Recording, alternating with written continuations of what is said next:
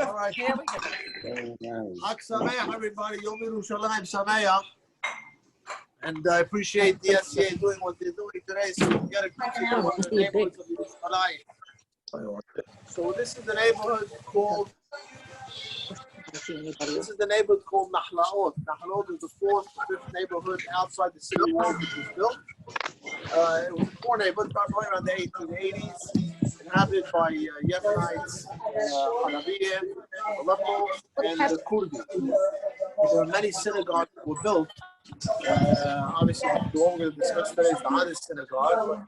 You have on the block there the Betesh synagogue. Move further up the block, you have the Braha synagogue. The Shuk is this way, Mahane Yehuda is this way.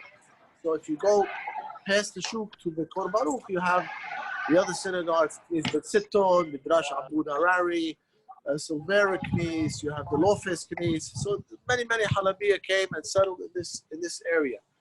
In 1901, there were two partners, two cousins, Obadiah and Yosef Ades. And we know that because we know there's a luah which tells about when they dedicated it.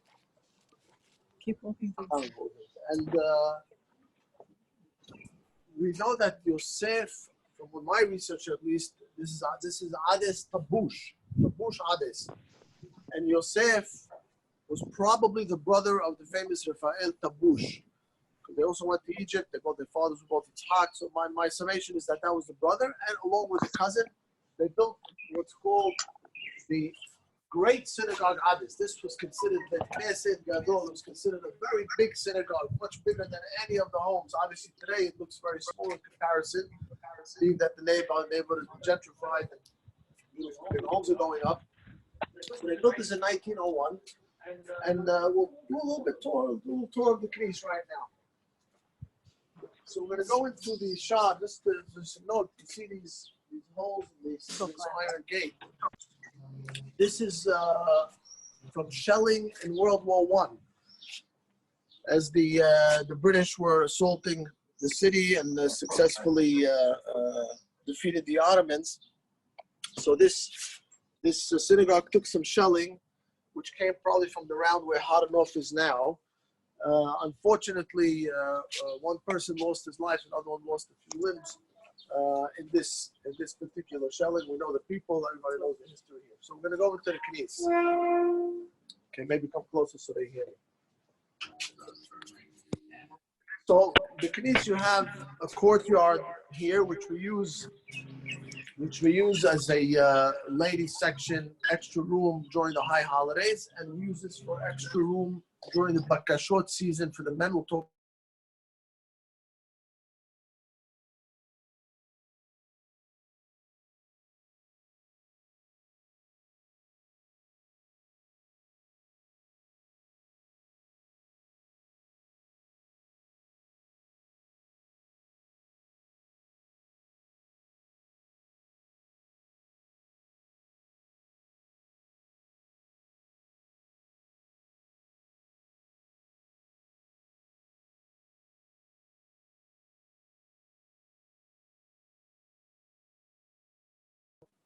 You can unmute yourself. Okay, go. Okay, sorry about that mute situation. This room was built with the initiative of the first Gabbai of Knis Ades. Now, who was the first Gabbai of Knis Ades? Hacham Shlomo Tawil.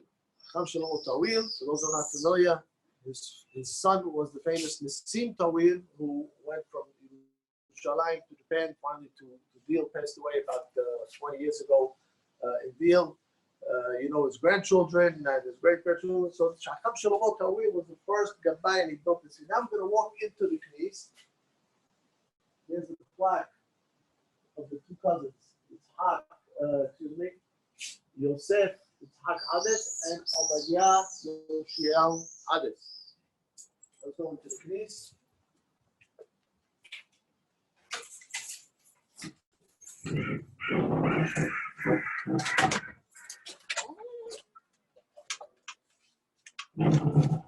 One of the most beautiful synagogues.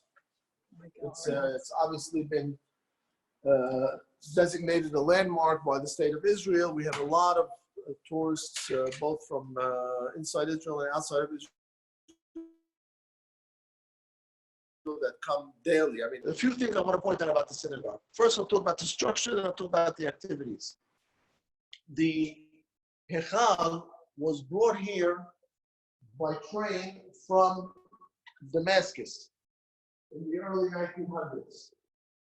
You can see a beautiful hand-carved work, mother of pearl, and each piece was brought by train. It's a beautiful, beautiful Hechal. Now, on the top of the Hechal is the Aseret Diberot. You see it? You see it in the... Yeah. I can't make it. Peculiarity of the Aseret Diberot is there's a mistake in the order. You look at the first side, Anochi lo yeh lotzah kabed et avicha v'timecha comes before Zapor Dim Shabbat Mikadeshot. That's one of the peculiarities, the mistake that was made, and they never bothered to fix it. Okay, now let's look at the chandelier. This is a very quick tour. See this? We'll look at the chandelier. Now you'll see the chandelier has a pulley that extends down.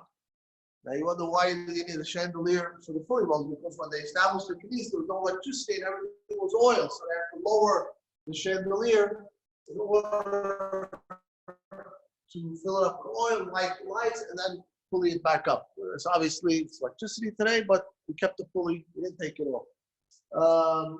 We do the only remnant of the oil is the Ner Tamid, which is once a week. Shmulik, the Shamash, gets on a ladder, fills it up with oil, and that's the Ner Tamid is always lit with oil. If you go there, you'll see in that blue netting an ostrich egg. Now a lot of people come and say, "What are you doing with ostrich egg in the Knis?" It's not a segula. This is actually an old minhag from Halab. It wasn't done in the States. I understand that. I think in the new Knis Bet Yosef and deal, they did put an ostrich egg in, if I'm not mistaken. It's not a segula. It's like a reminder of the power of the kavanah. Something which I don't have the time to get into now, but that's our ostrich egg. Now, the walls, the painting on the walls is very, very famous.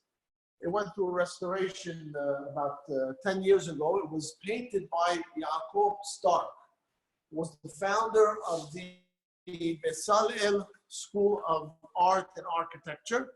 He's a legendary figure in Israeli art. He actually his hand painted this wall, and over the years, the soot and the oil took its toll. And about 10 years ago, the Prime Minister's office took the initiative and helped raise the money. They spent about a couple of million shekels to bring in professional restorers to restore this wall. And then they also uncovered about 7 layers of paint in order to get to the walls, which was not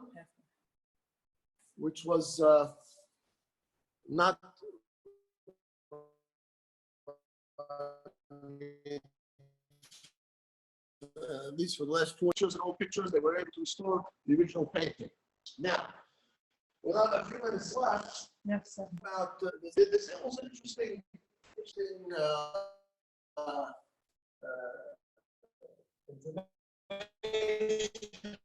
about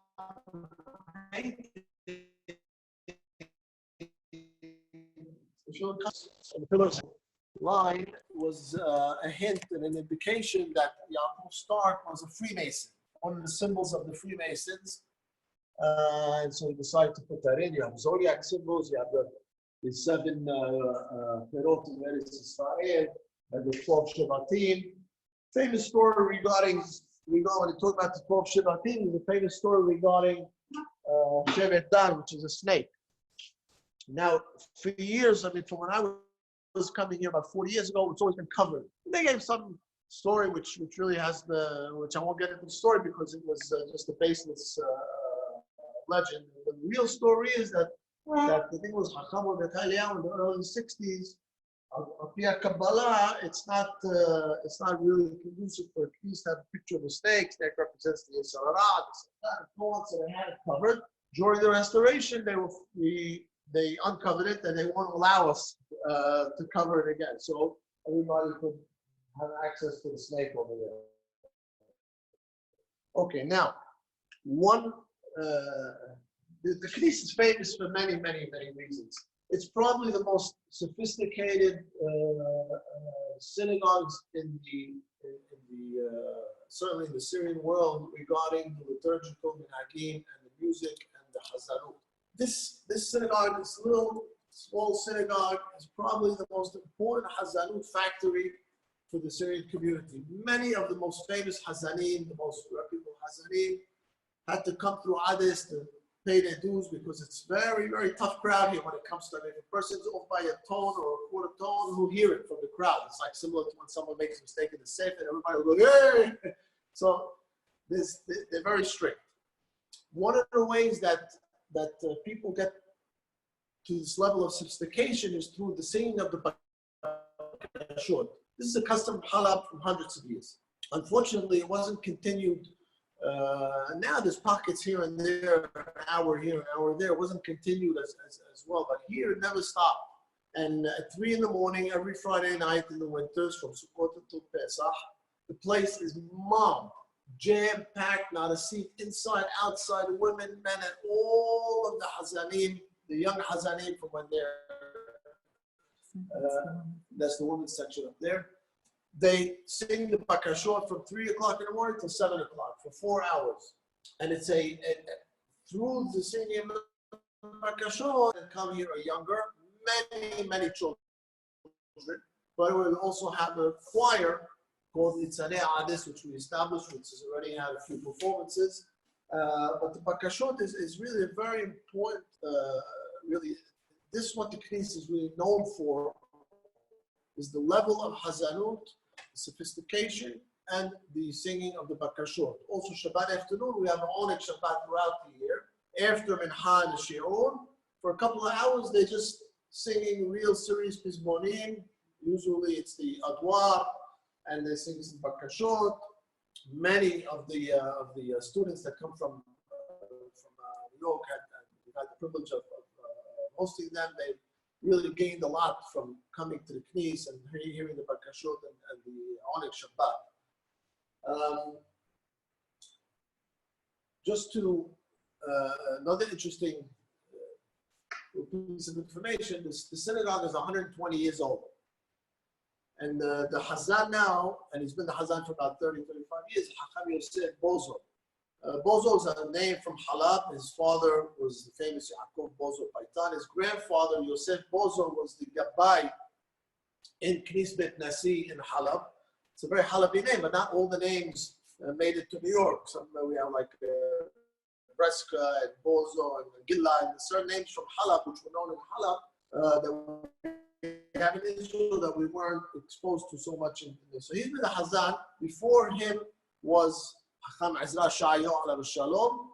Before him was Rafael Simantov al-Levi. And so in 120 years, we are only on our 4th Hazan.